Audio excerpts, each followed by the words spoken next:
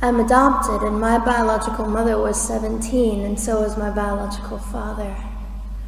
She was 7.5 months pregnant when she decided to go to Planned Parenthood, which is the largest abortion provider in the world, and they counseled her to have a late-term saline abortion, which is a saline salt solution that is injected into the mother's womb. The baby gulps that solution, it burns the baby inside and out, and then she is to deliver a dead baby within 24 hours. And to everyone's great shock and surprise, I didn't arrive dead but alive on April the 6th, 1977 in a Los Angeles County abortion clinic. What's fantastic about this, about the perfect timing of my arrival, is that the abortionist was not on duty yet. So he wasn't even given the opportunity to continue on with his plan for my life, which was death. And I know that I am in a government building, and a beautiful one it is, and I love your country as well as my own. But I know in the age that we live in, it is not at all politically correct to say the name of Jesus Christ in places like this. To bring him into these sorts of meetings, because his name can make people so terribly uncomfortable. But I didn't survive so I could make everyone comfortable. I survived so I could stir things up a bit. And I have a great time doing it.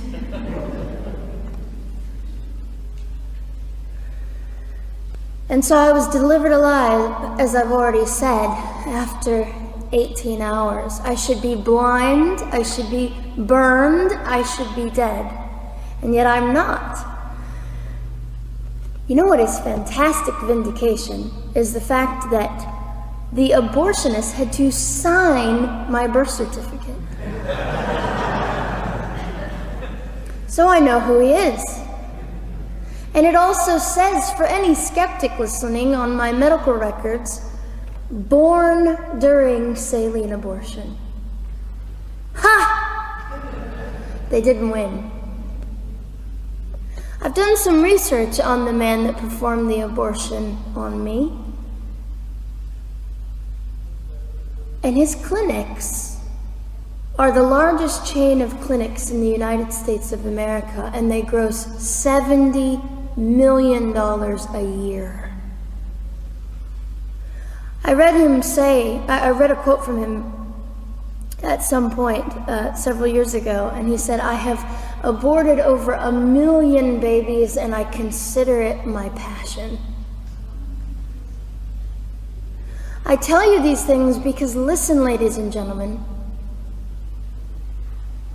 we are in an interesting battle, whether we realize it or not, in this world. It is a battle between life and death. What side are you on?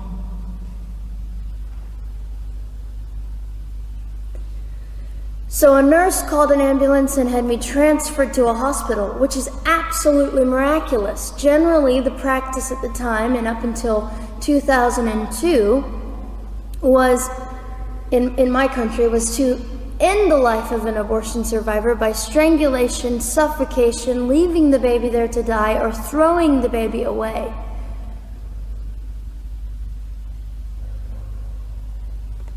But on August the 5th, 2002, my extraordinary President Bush signed into law the Born Alive Infants Protection Act to prevent that from occurring anymore. You see, we're playing for keeps. We're playing I'm hoping to be hated by the time that I die, so that I can feel God about me and understand what it was to be hated. He was hated. Christ was hated.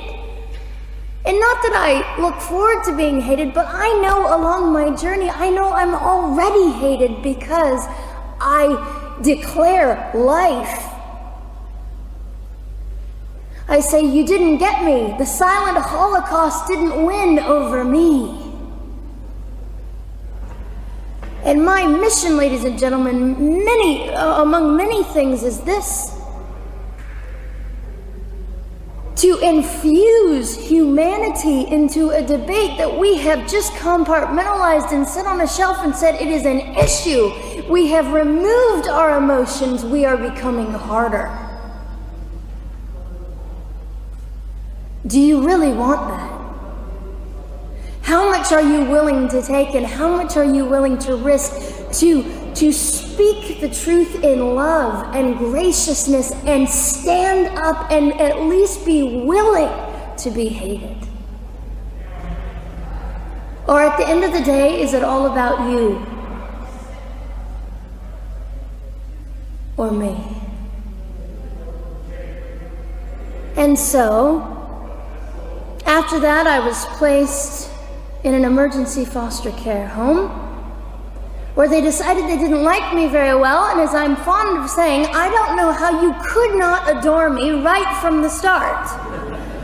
What is wrong with these people? But they didn't.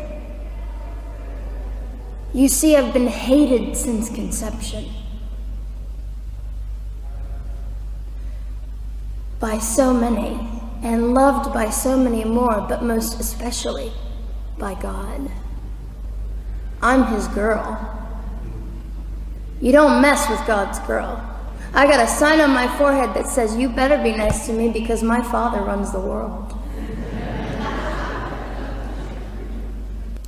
So after I was placed in the mean home, I was taken out of the mean home and placed into another home, a beautiful home, Penny's home. And she said by this time I was 17 months old, 32 pounds of dead weight, and diagnosed with what I considered to be the gift of cerebral palsy, which was caused directly by the lack of oxygen to my brain while I was trying to survive.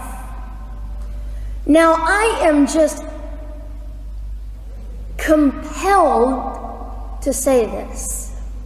If abortion is merely about women's rights, ladies and gentlemen, then what were mine?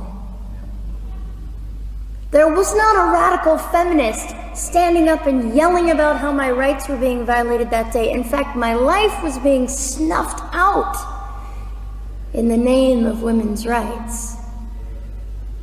And ladies and gentlemen, I would not have cerebral palsy had I not survived all of this. So when I hear the appalling, disgusting argument that we should have abortions because the child just might be disabled, oh, the horror that fills my heart. Ladies and gentlemen, there are things that you will only be able to learn by the weakest among us. And when you snuff them out, you are the one that loses. The Lord looks after them, but you are the one that will suffer forever. And what arrogance, what absolute arrogance, and it has been an argument for so long in this human place that we live, that the stronger should dominate the weaker, should determine who lives or dies. The arrogance of that. Don't you realize that you cannot make your own heart beat? Don't you realize that all the power that you think you possess, you really possess none of it? It is the mercy of God that sustains you, even when you hate him. So they looked at my dear Penny and they said, Gianna will never be anything, which is always encouraging. And she decided to ignore them, and she worked with me 3 times a day, and I began to hold up my head, and they said, well, Gianna will never this and never that. Long story shorter, I was walking by the age of 3.5 with a walker and leg braces, and I stand up here today with a mild little limp and without a walker and leg braces. I fall gracefully sometimes and very ungracefully at other times, depending on the situation, but I consider it all for the glory of God. You see, ladies and gentlemen, I am weaker than most of you, but this is my sermon. And what a small price to pay to be able to blaze through the world as I do and offer hope. And I think in our misunderstanding of the way things work, we misunderstand how beautiful suffering can be. I don't willingly sign up for it, but when it comes, we forget. We forget that God is in control and God has a way of making the most miserable thing beautiful.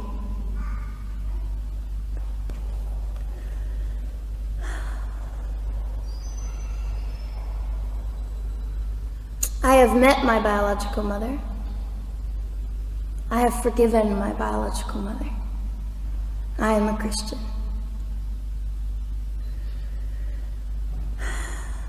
She's a very broken woman. She came to an event I was having 2 years ago, showed up unannounced, and said, "Hello, I'm your mother." And it was a very difficult day. And yet, while I was enduring all of this, you'll probably think I'm silly, but I was sitting there and I was thinking, I don't belong to you. I belong to Christ. I'm his girl, and I'm a princess. So no matter what you say, in all your anger and brokenness and rage, it's not mine to keep. It's not mine to carry, and I won't. I was saying all this inside. So ladies and gentlemen, you have an opportunity. But for just a brief moment, I would like to speak directly to the men in this room and do something that is never done. Men, you are made for greatness. You are made to stand up and be men. You are made to defend women and children, not stand by and turn your head when you know murder is occurring and do nothing about it. You are not made to use women and leave us alone. You are made to be kind and great and gracious and strong and stand for something. Because men, listen to me, I am too tired to do your job. Women, you are not made for abuse. You are not made to sit and not know your worth and your value. You are made to be fought for forever. So now is your moment. What sort of people are you going to be? I trust incredible. I trust, men, you will rise to the occasion. To the politicians listening, particularly to the men, I would say this: you are made for greatness, set your politics aside. You are made to defend what is right and good. This fiery young girl will stand here and say, now's your moment. What sort of man do you want to be? A man obsessed with your own glory, or a man obsessed with the glory of God?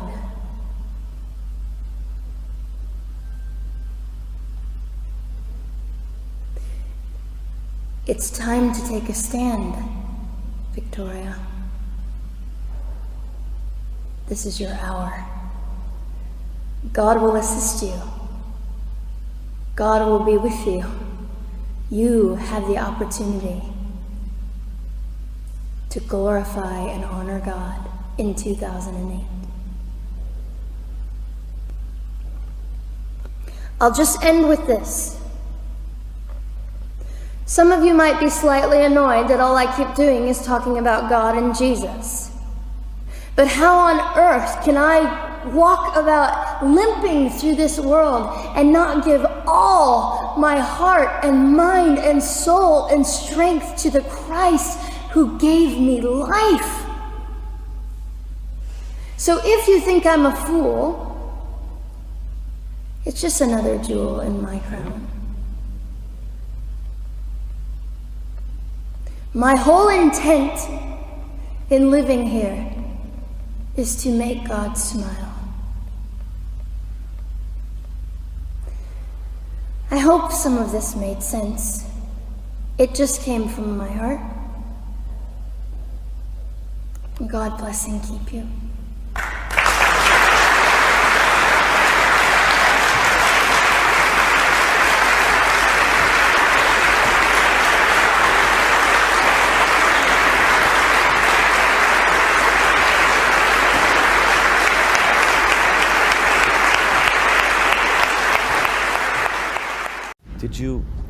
Did you ever meet your birth mother?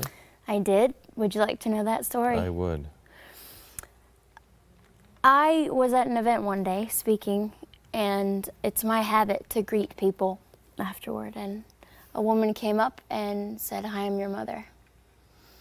Now, my adoptive mother had already met with her and told her of my forgiveness for her and all of this, but she came anyway. Wait, no. So you were just surprised by this, Yes. just in a crowd? Yeah.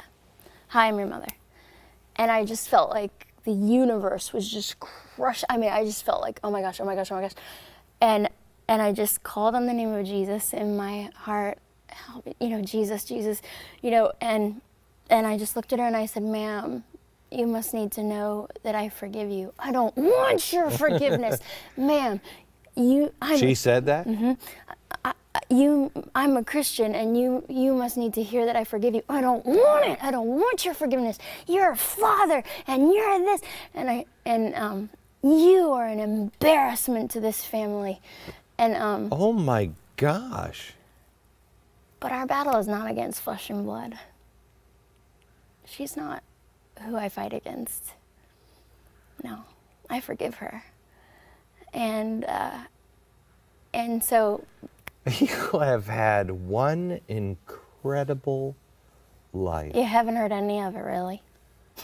Holy cow. Would you come back and spend time with me on the radio? Sure. Because I'd love to have you on the radio. Thank you. So, can you finish that story? How did that end? Well, I finally had to say, "Ma'am." Hang on. Did your adoptive mom know that she was going to be hostile like this? No. No. Okay. No, it was just boom. "Hi, John, and welcome to my life." It's been so many things like that. Okay, here's this epic thing now. Handle it. And so I've needed the Lord. You could see why I talk about him all the time, because I would be dead. I would not be able to function without the power of God. And especially in a situation like that where you are being told you are an embarrassment. Why did she have that feeling? Her own shame, her own inability to forgive herself. I forgive her, but she had never forgave herself. And I'm the problem. I've got to be the problem. Also, I do want to say this. You do not have to be what you come from. Oh my gosh, I am the opposite of where I come from. I am changing generations. I'm not repeating generational mistakes. And I'm telling you, I am sick of all this. Well, my mother and well, my father. Okay, if you had a crappy relationship with your father, stand up and be the man in your line that changes everything. Whatever. Let's move along. That's what I think.